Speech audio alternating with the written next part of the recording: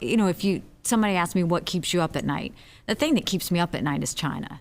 And the reason that China keeps me up at night is just look at the scenario that they've given us. When I was at the United Nations, my first year, they were what we knew of China, which was quiet. They didn't want any public interaction. They, talked to things, simply, no fanfare. They didn't want anything.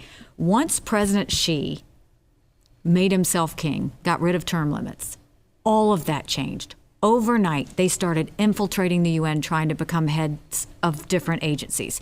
They started putting their fingers in countries' faces, threatening to saying, you better vote with us or else. They just got extremely aggressive, more vocal, all of that. They are now building up their military. They have the largest naval fleet in the world. They have more air defense systems. They're modernizing their military. We're not. They continue to steal intellectual property. President Trump was right to call them out on that. It's only as good as if we follow up on it. The human rights abuses, this isn't just another human rights abuse. This is very telling.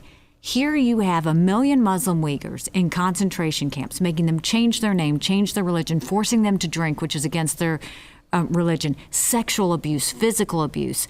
We said that we would never again turn our eyes away from genocide. What is happening there now? It's the reason why I think we should boycott the Olympics.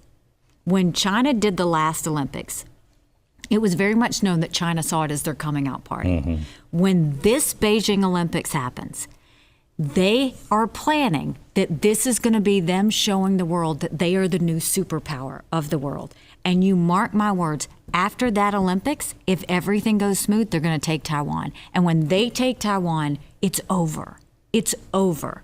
So what does that mean? What does that mean? It's over. Because they already tried it with Hong Kong to see if anybody was going to do anything. And we didn't really do anything. If they take Taiwan, then it's not about their region anymore. Then they're going to just go start taking other places. Then you're going to start seeing them eat up other countries.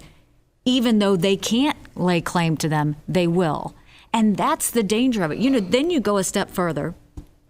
They have, invested in all of these little properties. These are frivolous infrastructure projects that they're doing. They do it in these little countries waiting for such a time as this, when COVID hits, run up the debt, and then they say, you can't pay it back. Give us your military installation. Give us your port. Give us your utility. Now you look at that map, it'll send a chill up your spine.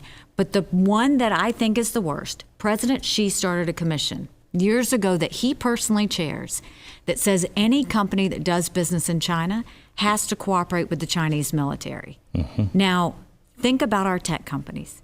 Think about the health data, think about our personal data, think about our families, and think that the Chinese military has that.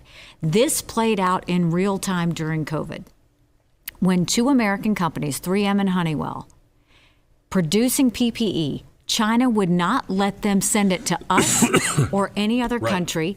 Instead, they bought it wholesale and said, we will only give it to countries who agree to do business with Huawei, our 5G network.